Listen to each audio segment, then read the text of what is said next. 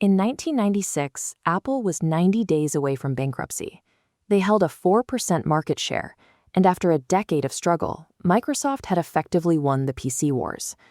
The company had started 20 years earlier on the opposite end of the financial spectrum.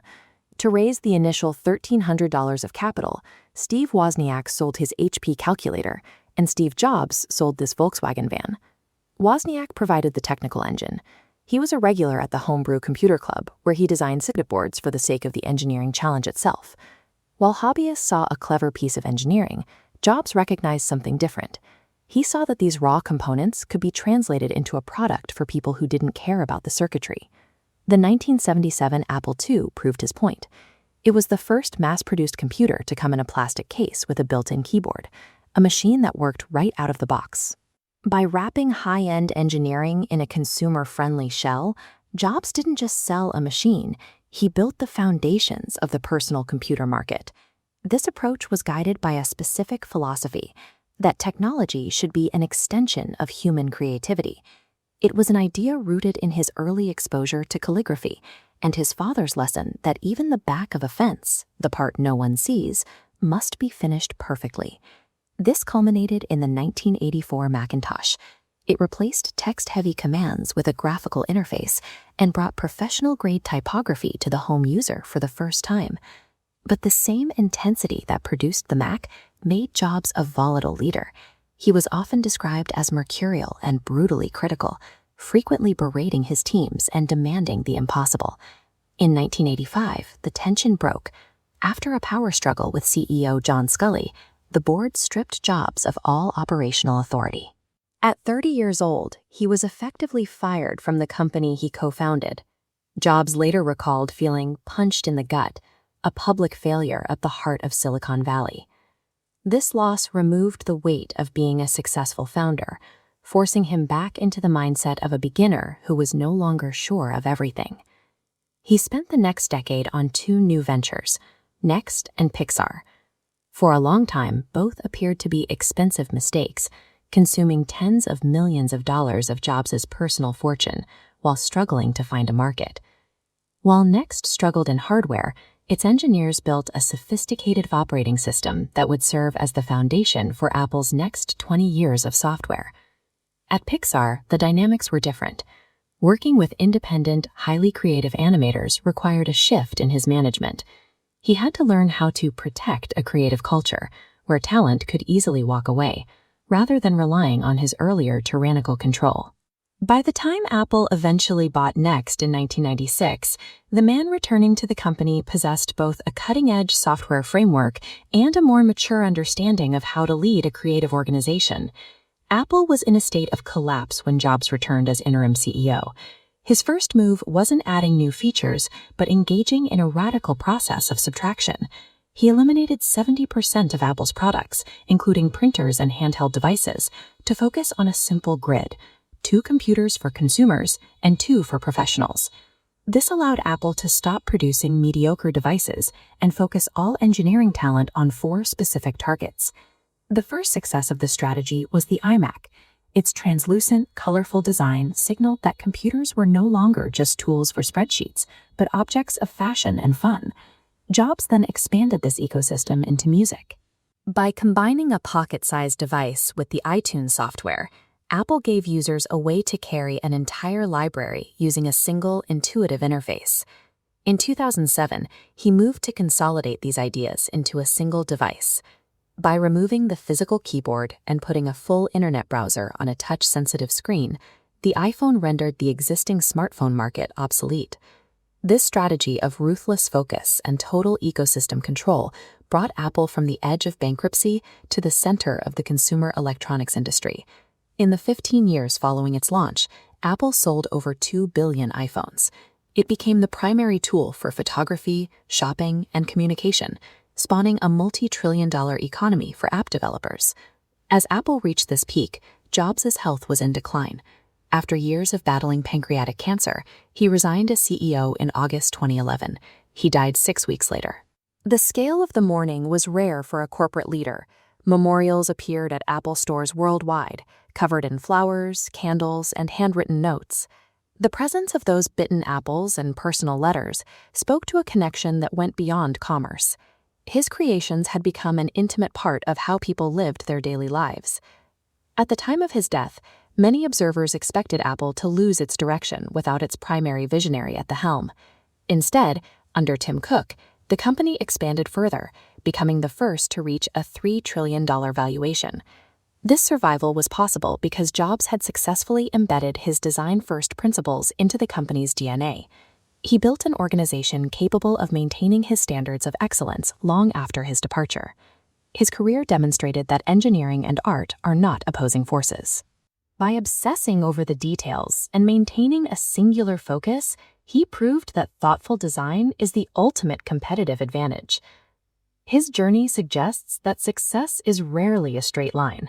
The setbacks at Apple and the struggles at Next were the necessary steps that allowed him to eventually connect the dots and change the way we interact with the world. In 1994, a 30-year-old investment banker sat in the passenger seat of a car, frantically typing a business plan on a laptop. He was leaving behind the security of a Wall Street career to chase a dream of selling books over the early internet. That banker was Jeff Bezos. The catalyst for his departure was a single startling figure: data showing that web usage was growing at 2,300% per year.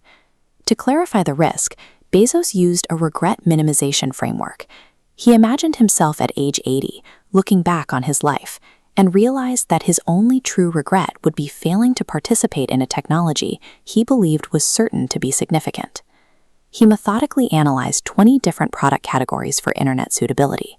Books emerged as the winner because they were identical items available through a vast centralized distribution network, allowing an online store to offer millions more titles than any physical building. He committed to building for decades, while his competitors built for fiscal quarters. This approach required a willingness to be misunderstood by the public and investors for years at a time. The digital bookstore was an entry point, a horizontally scaling model designed to eventually encompass nearly every category of consumer goods. When the dot-com bubble burst in 2000, Amazon stock plummeted from over $100 to $6. Financial analysts questioned the company's survival, and media outlets began writing its obituary. Bezos reacted by initiating a brutal restructuring. He negotiated with bondholders to manage $1.2 billion in debt and laid off 14% of the workforce. While others froze their investments, Bezos simultaneously expanded his physical footprint. He opened new distribution centers and kept spending on logistics technology to widen his competitive advantage. He prioritized operational cash flow and customer experience over standard accounting profits. By focusing on long-term market leadership, he made the optics of the next fiscal quarter irrelevant to his strategy. By treating the financial crisis as a period to deepen his infrastructure, Bezos turned an existential threat into a foundation for growth. By 2003, the company was consistently profitable. In 2005, the company launched Amazon Prime, unlimited 2-day shipping for a flat $79 annual fee. Wall Street analysts claimed the move would give away the store. Critics argued that frequent shoppers would use the service so often that the shipping costs would quickly exceed the membership fee, causing Amazon to lose money on every order. This chart illustrates the shift in consumer behavior. Prime was a tool to eliminate the mental friction of checkout. By making shipping a sunk cost, it removed the "should I buy this now" calculus that delayed purchases. The results validated the strategy. Prime members spent roughly double what non-members spent, shopping more frequently and across more categories. The resulting lifetime value of the customer outweighed the initial logistical costs. By deliberately sacrificing short-term shipping margins, Bezos created a retail moat that made switching to a competitor far less likely for millions of households. In the early 2000s, Amazon faced an internal efficiency crisis.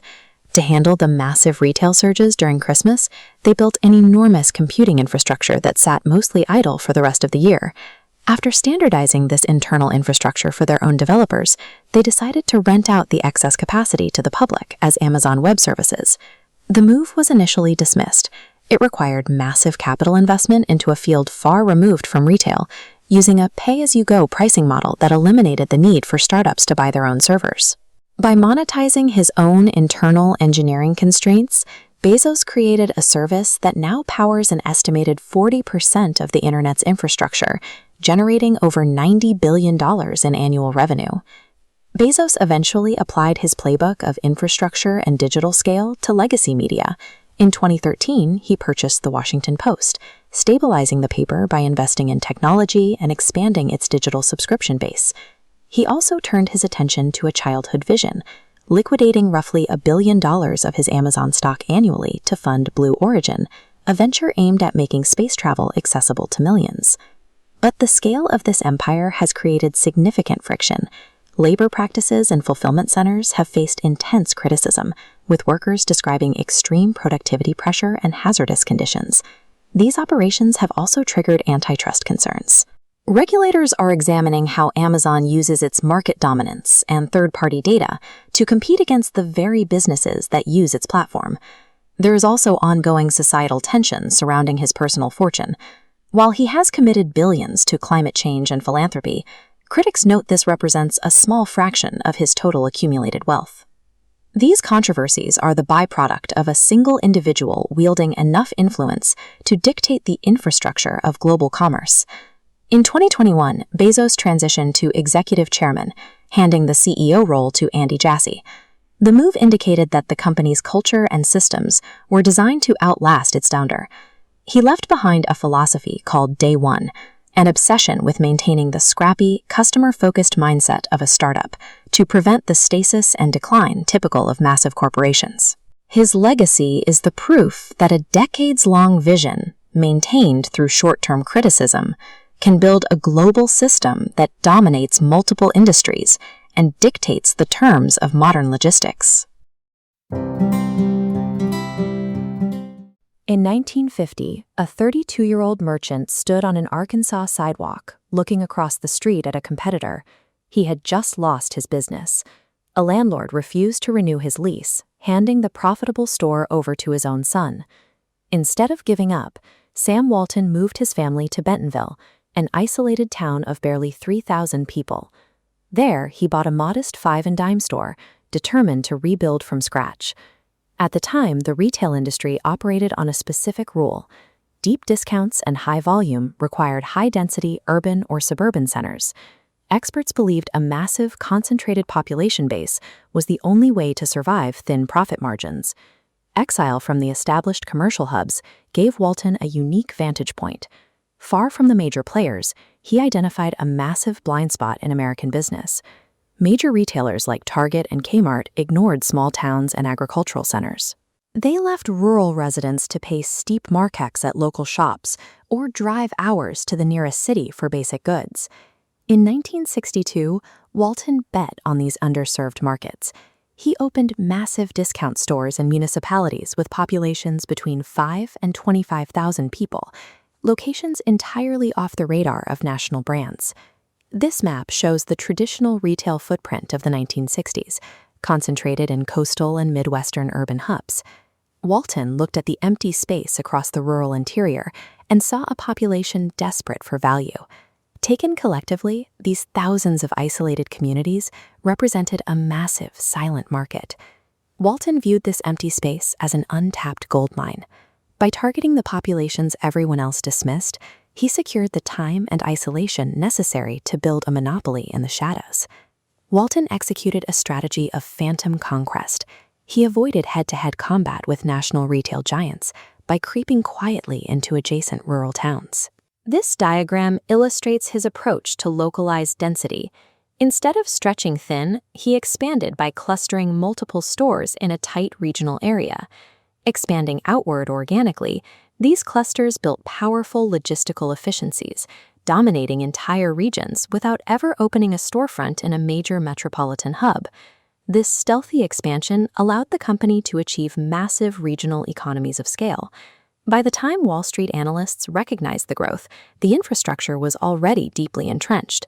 Rather than defeating legacy competitors in direct combat, Walmart simply surrounded them until it was too late to react.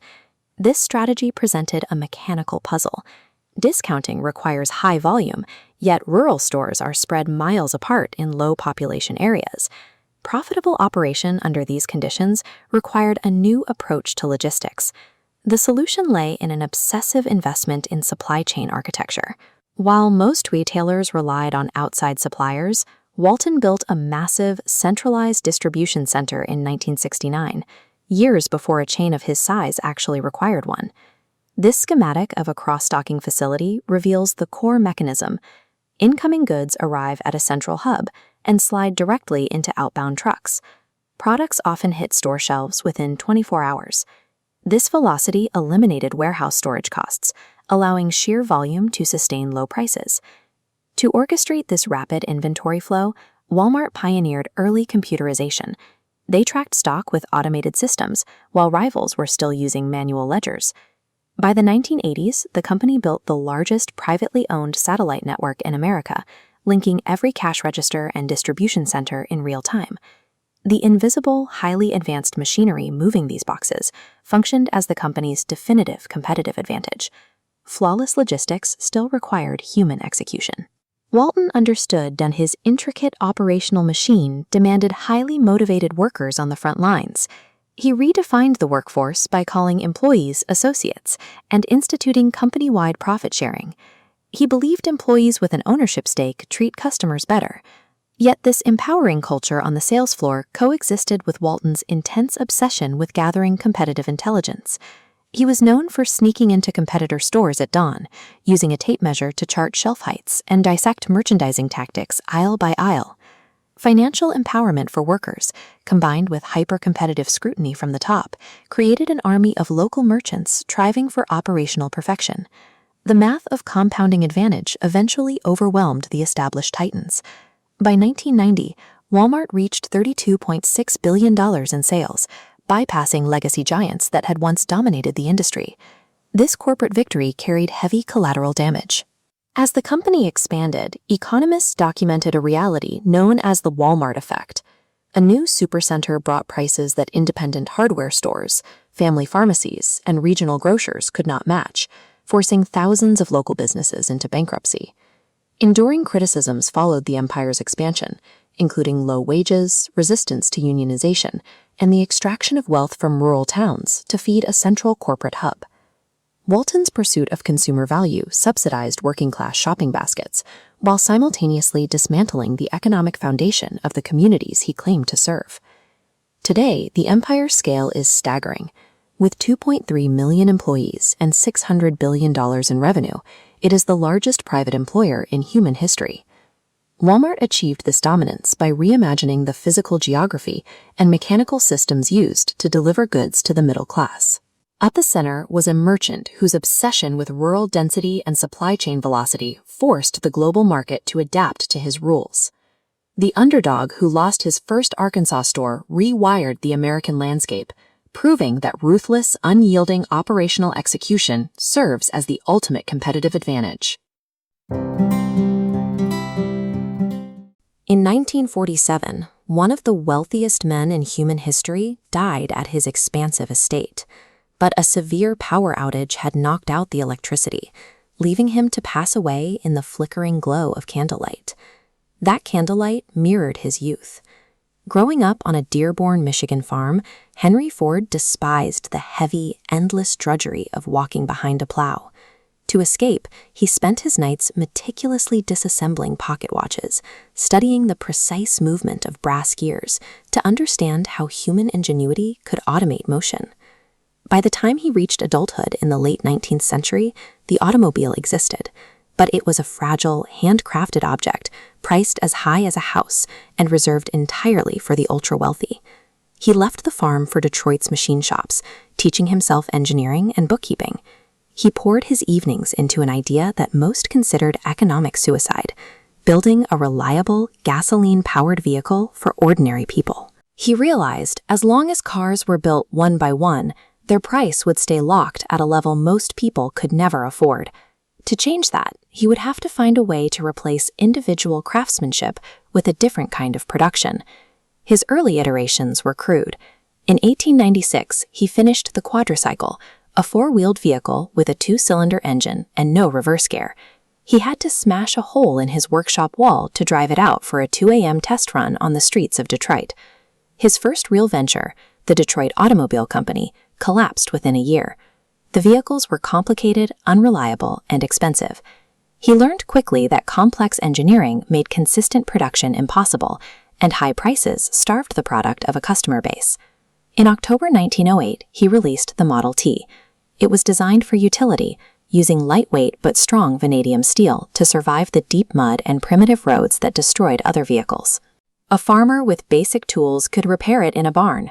At $850, it was thousands of dollars cheaper than competitors. The response was immediate. Before production officially began, 15,000 orders flooded the company. He had proved the massive demand for an affordable vehicle, but building them fast enough using stationary craftsmen was physically impossible. He lacked the industrial architecture to actually put those cars into the hands of his buyers.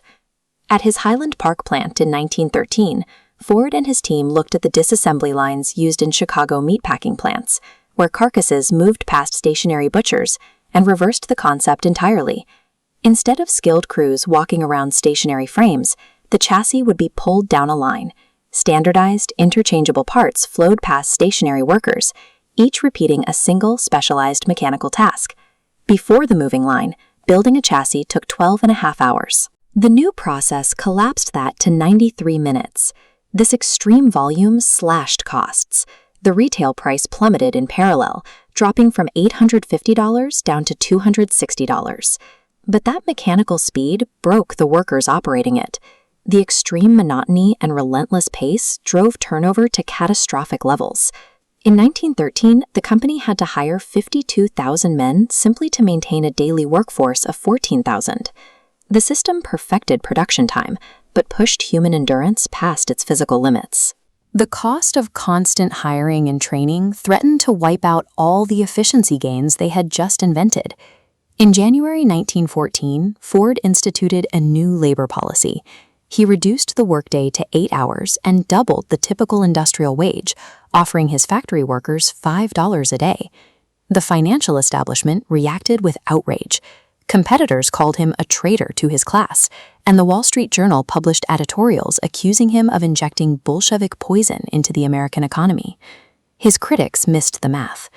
Mass production required massive scale. If the working class couldn't earn enough to actually buy the products flowing off the assembly line, the entire system would collapse under its own inventory. The $5 wage solved the crisis. Turnover vanished and productivity spiked. Most importantly, the factory workers earning that higher wage immediately bought their own Model Ts, creating a loyal consumer base. This strategy built an empire. By the 1920s, he controlled the 2,000-acre River Rouge complex, a sprawling industrial city where raw iron ore and rubber entered one end and finished automobiles drove out the other. By paying his workers enough to buy the cars they were building, he turned labor from an expense to be minimized into a primary source of market demand.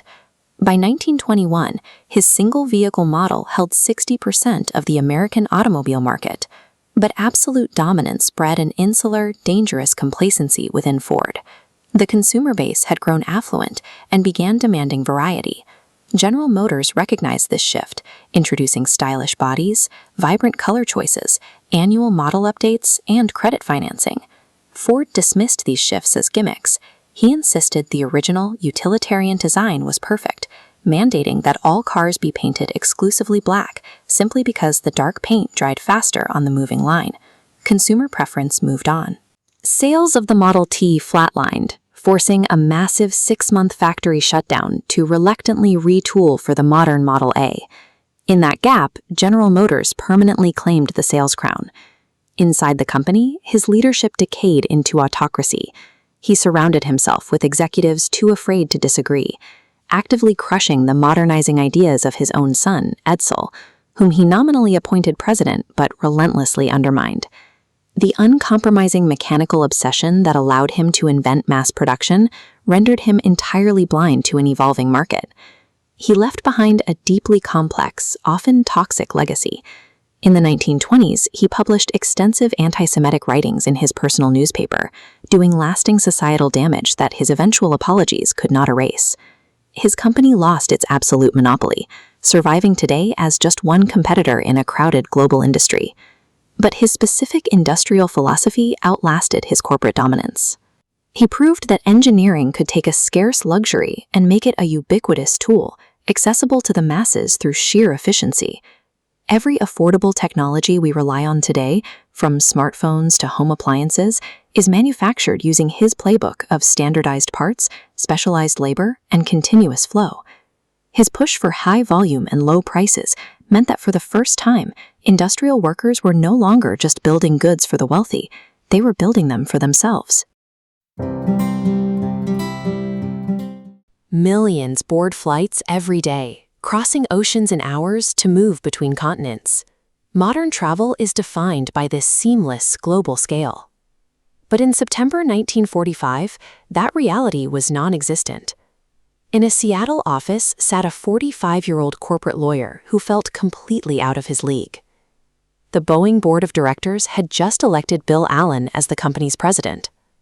Allen was paralyzed, telling the board he didn't know a thing about building airplanes. The stakes were absolutely massive. At the peak of World War II, Boeing had transformed into an unstoppable military powerhouse, building nearly 100,000 aircraft and employing 45,000 workers to win the air war.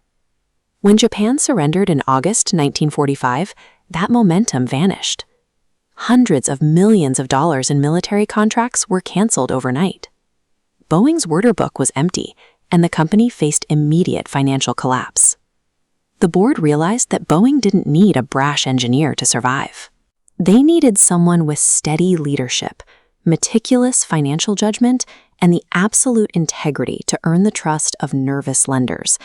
This self-doubting outsider would go on to bet the company's entire future on two separate occasions, ultimately building the infrastructure for the modern jet age. Allen's first decision was to stay focused. While other aerospace companies were diversifying into boats or furniture, Allen committed Boeing entirely to commercial aviation. His first attempt, the Model 377 Stratocruiser, was a failure. It was a luxurious plane with sleeping berths and lounges, but it was too complex and expensive for airlines to operate reliably. Boeing built only 56 and lost money on the program. From this, Allen learned a rigid lesson. Engineering ambition must serve customer economics. Airlines viewed planes as tools for profit, and they only bought aircraft that could lower the cost per seat mile. In the early 1950s, propeller planes were the standard. Early jets, like the British Comet, had entered service, but they were seen as fuel-hungry and dangerous after several high-profile crashes. Allen bet $16 million, nearly all of Boeing's reserves, on a prototype jet called the Dash 80. He hedged the risk by designing a versatile base airframe. If airlines rejected the jet, the Air Force would likely buy it as a refueling tanker. In 1954, a test pilot proved the jet's capability by performing a 360-degree barrel roll over Seattle during a demonstration flight. It was an unscripted stunt that terrified Allen, but it effectively showcased the jet's stability to potential buyers. The stunt successfully married Boeing's engineering capability with Allen's demand for a product that was both reliable and sellable. The resulting Boeing 707 entered service in 1958. It cut transatlantic flight times in half and established the commercial jet age. By the late 1960s, airlines were demanding even more. They needed massive increases in passenger capacity to lower ticket prices and open air travel to a broader market. Boeing's solution was the 747 jumbo jet. It was so massive it required building the most voluminous factory in human history in Everett, Washington, just to handle the immense aircraft's final assembly process. Developing the 747 cost over $1 billion, a sum that exceeded the entire net worth of the Boeing company. A single failure would have triggered a total corporate collapse. To keep the project alive when lenders became hesitant, Allen personally guaranteed some of the loans with his own private assets. The 747 entered commercial service in January 1970. It was a massive machine capable of carrying up to 500 passengers in a single flight. By spreading the immense fixed costs of a flight across hundreds of additional seats, the 747 allowed airlines to slash ticket prices. This monumental shift in flight economics enabled accessible international travel for the middle class for the very first time. By the time Bill Allen retired in 1972, Boeing controlled roughly 70% of the commercial aviation market. He had transformed a dying contractor into a global industry leader. Business culture often celebrates the brash, ego-driven visionary, but Allen's leadership was built on an entirely different set of traits. Allen's greatest strengths were his imposter syndrome and his lack of engineering expertise. These traits made him a better leader because they kept him humble. He was forced to ask the right questions, listen to experts, and prioritize the needs of the customer over technical vanity. The infrastructure Allen willed into existence now supports modern international trade, globalized business commerce, and mass tourism. Allen proved that managing complex technical organizations relies on the judgment to evaluate options clearly and the courage to act when a decision is required. Every time a passenger steps onto a jet today, they are entering a world built by a cautious lawyer who had the courage to bet everything on a technology that didn't yet exist.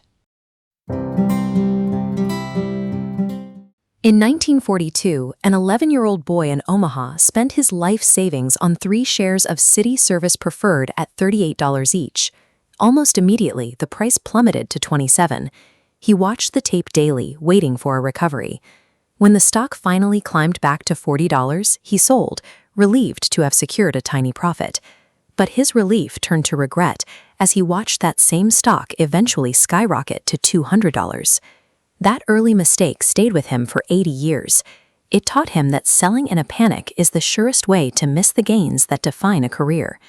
Today, that single childhood lesson serves as the foundation for an $800 billion empire. Warren Buffett's wealth was not built on high-tech breakthroughs or predicting the future. It was built by respecting the relentless mathematics of compounding. While Wall Street remains fixated on quarterly earnings and short-term movements, Buffett entered the corporate world with a different timeline. In 1962, he began buying shares of Berkshire Hathaway, a struggling New England textile manufacturer facing high costs and a permanent decline in demand. Looking back at the capital he tied up in those failing looms, Buffett later described the acquisition as the dumbest stock he ever bought. But he didn't liquidate the mill immediately. Instead, he used the remaining cash the factory generated to acquire entirely different, more resilient companies. This pivot transformed a failing textile factory into a decentralized holding company designed to reinvest its own earnings more efficiently than anyone else in history. Early on, Buffett looked for cigar butts, mediocre companies trading below their liquidation value. It was a purely quantitative approach based on buying cheap assets and selling them once they recovered. His strategy changed when he met Charlie Munger. Munger convinced him that the real money wasn't in buying cheap, mediocre businesses, but in buying wonderful companies at fair prices. They looked for businesses with a moat, a competitive advantage that competitors couldn't cross. Brands like Coca-Cola and See's Candies had such loyalty that they could raise prices year after year without losing their customers. To buy these companies, Berkshire needed a steady stream of capital. Buffett found it in 1967 when he acquired National Indemnity, entering the world of insurance. This setup creates what is known as float. Insurance companies collect premiums long before they have to pay out claims. This creates a massive pool of cash that Buffett can hold and invest for years. As those investments grew, the returns flowed back into Berkshire, creating a self-sustaining cycle. The more insurance business they wrote, the more capital they had to deploy into other moated companies. This capacity to reallocate wealth across different industries is Buffett's defining skill. He doesn't just manage businesses, he decides where capital will do the most work over the next 20 years. Directing this capital requires more than just a large bank account. It requires a specific kind of intellectual discipline. Berkshire Hathaway is remarkably lean. Despite employing roughly 380,000 people globally, its headquarters in Omaha is run by a staff of just 25. Because he trusts his managers to handle daily operations, Buffett is free to do almost nothing but read. He spends the vast majority of his day absorbing annual reports and newspapers. Decades of this routine have allowed his knowledge to compound. He can spot market patterns and business strengths that others miss because he has been building his mental database since he was a teenager. His advantage isn't speed or cleverness, it's the patience to sit still and wait for the perfect opportunity while his understanding of the world deepens. When Buffett started his investment partnership in 1956, he asked for complete autonomy. His partners had to trust his judgment without knowing the specific details of every trade. He aligned their interests through his pay. He received zero compensation unless his partners achieved at least a 6% annual return, ensuring he only prospered if they did. To maintain that trust over decades, he turned his annual shareholder letters into a masterclass in clear, honest communication. He is famous for his willingness to admit when he's made a mistake. By publicly dissecting his own financial errors, he builds a level of credibility that most CEOs avoid. This integrity became a strategic asset. It created a reputation that encouraged business owners to sell to Berkshire, knowing their companies would be in stable, honest hands. Despite a personal fortune that has exceeded $100 billion, Buffett's personal habits haven't changed much since he was a young man. He still lives in the same Omaha house he bought in 1958 for $31,000. He drives his own car and famously stops at McDonald's for breakfast every morning. For Buffett, the billions were never about luxury or status. He didn't build his wealth to buy a different life. He did it for the intellectual challenge. He finds genuine joy in the game of capital allocation and the process of making a business grow. As Buffett entered his 90s, he faced the final question for any compounding machine. What happens to the wealth when the architect is gone? He answered with the Giving Pledge, a commitment to donate 99% of his wealth to philanthropic foundations. He chose to allocate the majority of his shares to the Gates Foundation, applying the same logic he used in business. He recognized that they were better equipped than he was to deploy capital for social good. This commitment has since been adopted by more than 200 billionaires, allocating hundreds of billions toward global philanthropy.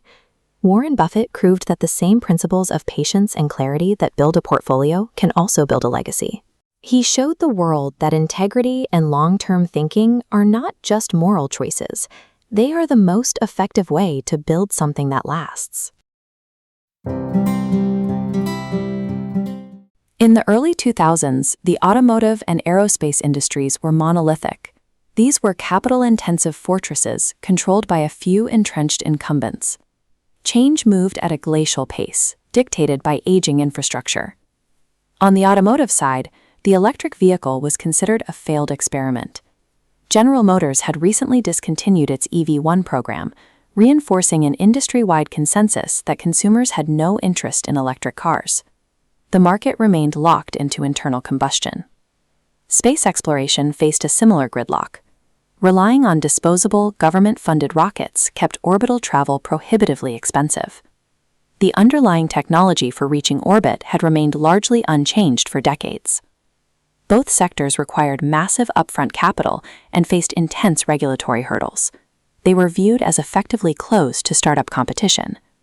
In 2002, eBay acquired PayPal. The deal left a 31-year-old Elon Musk with $165 million in personal wealth. Conventional financial logic suggests diversifying such a payout into conservative investments. Musk did the opposite. He committed the majority of his fortune to starting a private aerospace company and leading the initial funding for an electric car startup. Launching rockets and manufacturing automobiles are two of the most failure-prone endeavors in business. Betting a personal fortune on both at the same time was widely viewed as a path to certain bankruptcy. To understand why he took a risk with such a high probability of ruin, we have to look at the intellectual framework he used to evaluate these industries, a framework built years earlier. Growing up in South Africa, Musk was a voracious reader who exhausted his local libraries' encyclopedias. This built a broad interdisciplinary knowledge base before he ever reached university. That habit of cross-disciplinary learning took a formal shape in college. At the University of Pennsylvania, he completed degrees in physics and economics, merging two distinct ways of analyzing physical and market reality. This illustrates his use of first principles thinking. This involves stripping away industry conventions and breaking a problem down to fundamental physical truths. A rocket, for example, is composed of raw materials like aluminum and fuel that cost only a tiny fraction of the final vehicle's price tag. Economics provided the second step. Once the physical truths are clear, you apply market incentives to reconstruct the business around those efficiencies. Applying this logic suggested that rockets were only expensive because they were discarded after one flight. Similarly, it suggested electric vehicles had failed not because of physics, but because the existing models were poorly designed. This combination of physics and economics provided a theoretical path through industries others considered impenetrable. To most, these weren't impossible fields. They were poorly engineered problems that could be solved with enough optimization. That theory met the reality of the 2008 financial crisis. The economic collapse froze credit markets, removing the safety net for his high-stakes ventures. SpaceX suffered 3 consecutive launch failures. Millions of dollars were lost, leaving the company with only enough capital for one final attempt. Simultaneously, Tesla was losing cash while struggling with production delays for its first car. Musk was sleeping at the factory and using his personal credit cards just to meet payroll. In September, the 4th SpaceX launch successfully reached orbit. This success secured a $1.6 billion NASA contract to resupply the International Space Station, saving the company. For Tesla, a final funding round from investors closed on Christmas Eve 2008, providing just enough capital to avoid bankruptcy. Surviving 2008 didn't lead to more cautious behavior. Instead, it confirmed that his extreme risk tolerance was viable, leading him to repeatedly bet his company's survival on reaching his next set of goals. The 2008 experience established a high-pressure work culture, with Musk expecting 80 to 100-hour weeks as a baseline during production crunches. However, this environment has led to significant criticism. Former employees describe a workplace capable of rapid innovation, but also one defined by sudden firings, high burnout rates, and heavy personal costs. However, his public presence is equally polarizing. His actions on social media have led to SEC investigations and public feuds, often drawing attention away from his company's technical work. However, this volatility exists alongside a deep technical understanding. He is known for engaging directly with engineers on the specifics of rocket propulsion, intricate battery chemistry, and complex software architecture. The achievements of his companies appear linked to this intensity. For Musk, the mission of making humanity multiplanetary justifies a level of demand that few others would sustain. This chart shows Tesla's growth in market value. By 2023, the company was producing over 1.8 million vehicles a year and had surpassed the valuation of the world's largest legacy automakers. At SpaceX, landing orbital rocket boosters vertically on ocean drone ships has become a routine procedure. This capability has significantly reduced the cost of reaching space and enabled new commercial markets. These successes forced a response from global competitors. Major automakers are now committing hundreds of billions of dollars to electric vehicle development, while aerospace agencies are shifting toward reusable rocket designs. He acted as an invasive species in 2 stagnant ecosystems. The incumbents are now retooling their long-term production and launch strategies, largely to remain competitive with the standards he established. The next objective is the Starship program, intended to enable large-scale transportation to Mars and establish a self-sustaining presence there. Other ambitious projects are in development, including Neuralink's brain-computer interfaces and the Starlink satellite network. His legacy remains a subject of intense debate. He is viewed as both a visionary driving technical progress and a reckless leader whose methods create significant risks. The final success of his Mars and energy goals is yet to be determined, but the record shows that by applying first principles and risking total ruin, he has already compelled some of the world's largest industries to change their course. Look at this chart comparing tech stocks from 2000 to 2014. While the broader market climbed steadily upward, this flat, lifeless line at the bottom is Microsoft. For over a decade, their stock price barely moved. They entirely missed the mobile computing boom. Despite pouring billions into the Windows Phone, it captured barely 3% of the market, leaving Apple and Google to capture an entire generation of smartphone users. This stagnation stemmed directly from the executive playbook of the era. The leadership relied on aggressive proprietary lock-in, forcing customers to use Windows software for everything and routinely dismissing outside innovation. The company had enormous cash reserves and thousands of brilliant engineers, but all those resources were trapped inside an organization that simply could not adapt to a technology landscape it no longer monopolized. The real disease paralyzing Microsoft was its internal culture. It was defined by a strict know-it-all arrogance, where appearing infallible was prioritized over learning, and taking risks or experimenting was actively discouraged. This diagram illustrates stack ranking, grading employees on a strict bell curve. The system demanded the bottom percentage be eliminated. As a result, the structure fractured into paranoid silos, teams sabotaging each other to avoid the bottom of that curve. Facing this internal crisis in 2014, the board of directors made an unexpected choice for CEO. Instead of bringing in an aggressive, visionary outsider, they promoted a quiet, consensus-building electrical engineer who had been climbing the ranks, Satya Nadella. His appointment signaled a massive realization. If they wanted to ship better code and win back market share, the first thing they had to fix was how their people treated one another. Nadella immediately set a new tone. He told his employees that Microsoft was going to shift from a defensive, know-it-all company into a curious, learn-it-all organization. To prove he was serious, one of his very first executive actions was to completely abolish the stack ranking system, bringing an abrupt end to the internal warfare. This approach was deeply rooted in his personal life.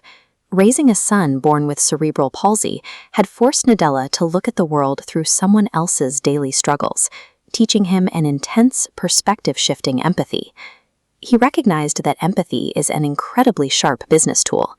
If you can truly understand the challenges and perspectives of other people, you can accurately anticipate what your customers actually need. Nadella turned empathy into a product strategy. He argued that Microsoft needed to humble itself and start building software for the devices people were actually using, even if those devices were built by their rivals. This led to decisions that shocked the industry. Under his direction, Microsoft released a fully featured version of Microsoft Office for the Apple iPad before they even released it for their own Windows tablets.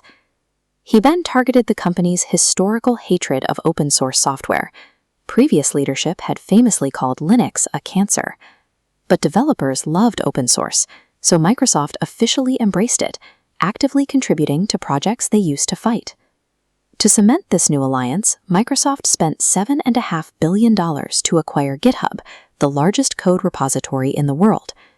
Crucially, to maintain trust with the programming community, they promised to keep the platform completely independent. By dropping the old playbook of forcing customers into their ecosystem and choosing to collaborate with fierce competitors instead, Microsoft successfully transitioned from an industry adversary to an indispensable partner. This diagram shows the scale of his next move. Once the internal fear was gone, the company could take patient, calculated risks. Nadella began aggressively moving their enterprise focus away from selling boxed software and pushing it entirely into cloud computing with Microsoft Azure. Azure gained ground rapidly by ensuring the cloud platform integrated flawlessly with the legacy tools that massive corporations already relied on, and investing heavily in global data center expansion. They captured a massive share of the enterprise market. Then came an even bigger wager. Microsoft invested $13 billion into OpenAI early on, securing a massive foundational advantage in the race to develop artificial intelligence. These moves require enormous coordination. When an entire organization feels psychologically safe and works collaboratively, they have the unified execution needed to identify emerging technologies, fund them, and take the lead. The results of these decisions are written in the financials. During Nadella's tenure, Microsoft's market value ballooned from $300 billion to over $3 trillion, pushing it to the top of the list as the most valuable company on Earth. The cloud pivot alone was a staggering success. Commercial cloud revenue went from practically zero in 2014 to generating well over $100 billion every single year. Those financial metrics align perfectly with internal HR data. Employee engagement scores hit record highs, and the rate of staff turnover plummeted as people actually wanted to work there again. The numbers confirm exactly what Nadella predicted. The cultural overhaul was the actual engine that drove the financial turnaround, rather than a secondary side effect of it. This reality challenges a popular mythology.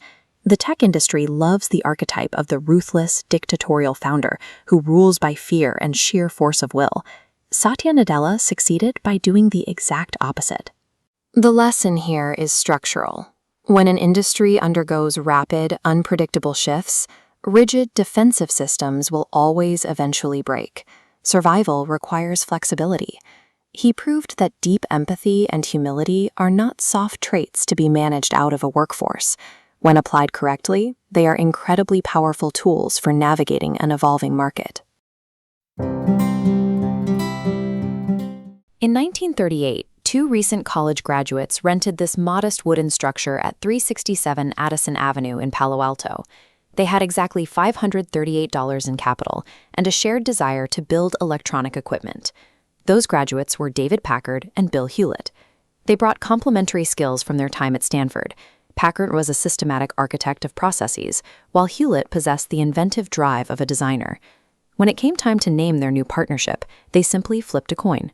Hewlett won. Operating out of that garage, their first breakthrough was an audio oscillator. By incorporating everyday light bulbs into the design rather than expensive components, they produced a device that was smaller, more reliable, and significantly cheaper than competing models. The engineering community noticed the affordability and quality. Soon, Walt Disney Studios placed an order for 8 oscillators to produce the sophisticated sound design for the animated film Fantasia. That single order provided the revenue and industry credibility the young company needed to survive. The company grew entirely from this intimate, high-trust environment. Packard and Hewlett worked shoulder to shoulder, driven by engineering curiosity rather than corporate ambition, solving problems in a space where collaboration was a strict necessity. Then World War II broke out. The military urgently needed sophisticated radar and communications equipment. Government contracts flooded in, and Hewlett-Packard's revenue and manufacturing footprint exploded virtually overnight. Across the country, the standard corporate response to wartime manufacturing demands was rigid hierarchy. Companies managed their workforces through strict top-down control, treating employees on massive factory floors as interchangeable cogs in a machine. As hundreds of new engineers and technicians arrived at HP, Packard faced a hard reality. He could no longer personally oversee every project. He couldn't even learn the name of every employee on the floor. He managed the wartime boom with extreme caution. He refused to take on debt to finance rapid expansion and instead stockpiled cash reserves. He knew the military contracts would eventually vanish, and he needed the company to survive the inevitable post-war contraction. This created a profound tension. Packard had to figure out how to scale a nimble startup into a massive enterprise without letting it mutate into a slow bureaucracy that crushed the creativity of its engineers. Packard rejected the command and control management style that dominated the 1950s. Instead, he developed a set of mechanical practices to deliberately disrupt standard corporate operations. This system, eventually known as the HP Way, was designed specifically to scale trust across thousands of people. He started by removing the executive ivory tower. He instituted management by wandering around, requiring leaders to leave their desks, walk the production floors, and listen directly to the employees building the products. He overhauled labor rules, abolishing rigid time clocks and allowing employees to work flexible hours. He also implemented profit-sharing programs, ensuring that the people assembling the technology directly benefited from the company's financial success. Packard also decentralized decision-making. Leadership would set clear, strict objectives for a project and then grant the engineering teams the autonomy to figure out how to achieve those goals without executive micromanagement. The results were measurable. Turnover at HP remained low, while daily employee engagement stayed high. Treating workers with basic human dignity proved to be a highly effective strategic framework. By removing the rigid oversight of traditional hierarchies and measuring results instead of hours worked, Packard eliminated the fear of failure that typically stifled large engineering firms. This freedom turned the corporate workplace back into a high-stakes laboratory. The proof of this system arrived with the HP 35. It was the world's first handheld scientific calculator, a device so capable that it immediately rendered the traditional engineer's slide rule obsolete. The company then expanded into business computing. They released the HP 3000 minicomputer, serving mid-sized companies and successfully undercutting the expensive mainframes sold by IBM. Packard provided the financial discipline that funded heavy research and development without risking the company's stability. Paired with profound human empathy, it created a self-sustaining ecosystem for invention. In 1969, Packard temporarily left his company. President Richard Nixon appointed him Deputy Secretary of Defense, the second highest position in the Pentagon. He now faced a specific challenge: applying the HP way to the most rigid, entrenched bureaucracy on the planet. He immediately imported his business discipline to military spending. He bypassed bloated chains of command, empowered subordinates to make decisions, and reformed the military's slow procurement processes. His tenure validated a core principle: trusting people and focusing purely on results works in any organization, regardless of its size. After his government service, Packard returned to HP. As the years went on, he and Hewlett began a deliberate transition away from the day-to-day control of the company. They utilized a strategy of promoting from within. Through extensive internal training, they ensured that the next generation of executives had the HP way ingrained in their professional DNA before they ever took a leadership role. Today, companies frequently collapse into internal chaos the moment an iconic founder departs. HP experienced a seamless transition. Packard engineered a culture so resilient that it functioned autonomously, protecting the values of the company long after he surrendered his authority. The technology industry eventually exploded, branching out into software, search engines, and social media, generating trillions in wealth. But the modern playbook those companies use, flat hierarchies, widespread stock options, and employee autonomy, was prototyped by David Packard decades earlier. He also set the precedent for tech philanthropy. By establishing a massive foundation dedicated to science and conservation, he cemented the expectation that successful entrepreneurs have a responsibility to use their wealth for societal benefit. The garage at 367 Addison Avenue stands as a monument to the moment a new philosophy of labor was forged. David Packard demonstrated that a company's architecture, the way it treats its people, determines the limits of its innovation. He proved that financial discipline and human ethics weren't contradictory forces, but the specific mechanics that allowed HP to outlast its competitors. Ask someone who built General Electric and electrified the world, and they will tell you it was Thomas Edison. Edison was a prolific inventor, but his lack of financial discipline often left his company struggling. By the early 1880s, Edison's electrical operations were disorganized and teetering on the edge of bankruptcy. The early electrical industry was chaotic. Revolutionary technology was frequently trapped inside fragile companies, run by founders who lacked the business experience to manage rapid growth. Inventing a practical light bulb is a technical achievement, but it does not guarantee commercial success. Without organizational systems to mass-produce the product and distribute power, the technology cannot reach the public. The person who transformed General Electric into a global giant was Charles Coffin. He was a former shoe salesman with no college degree and no background in electrical engineering. Coffin built his career in Lynn, Massachusetts.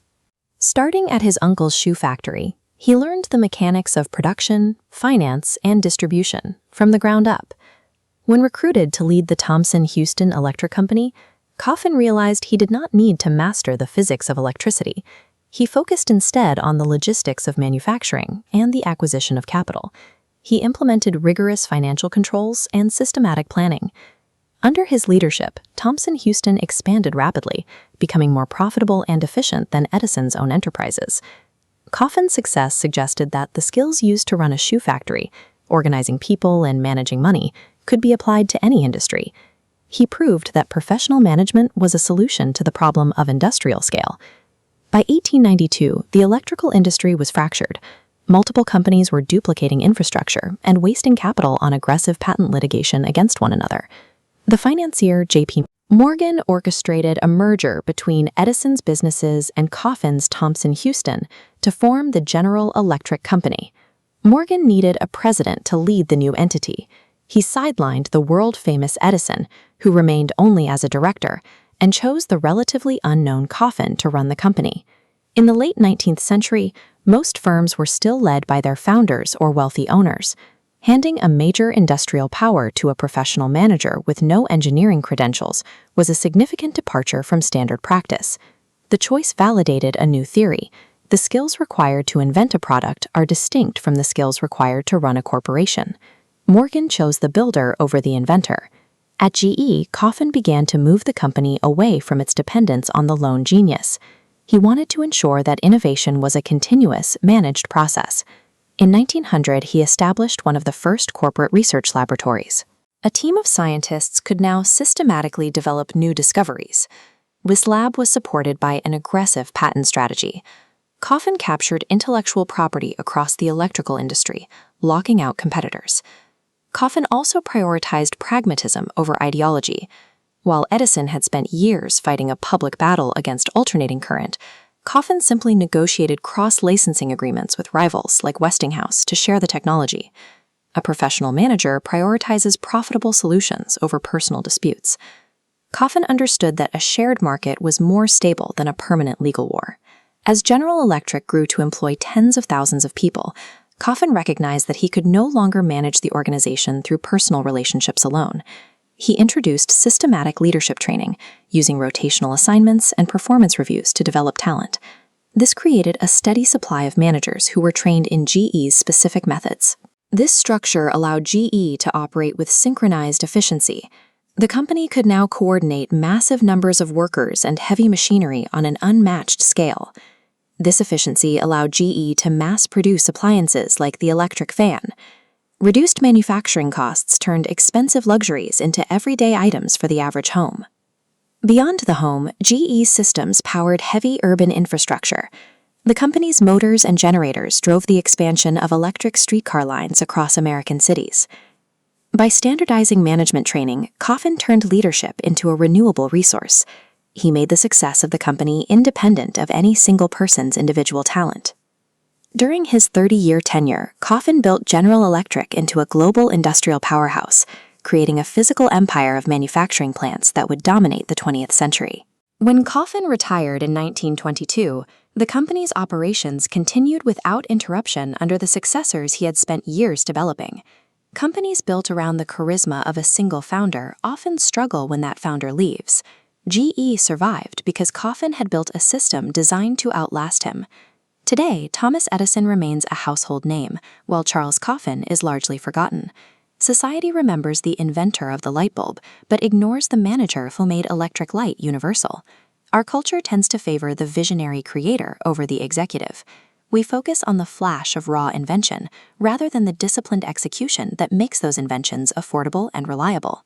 Yet the methods Coffin established are still the standard for modern industry.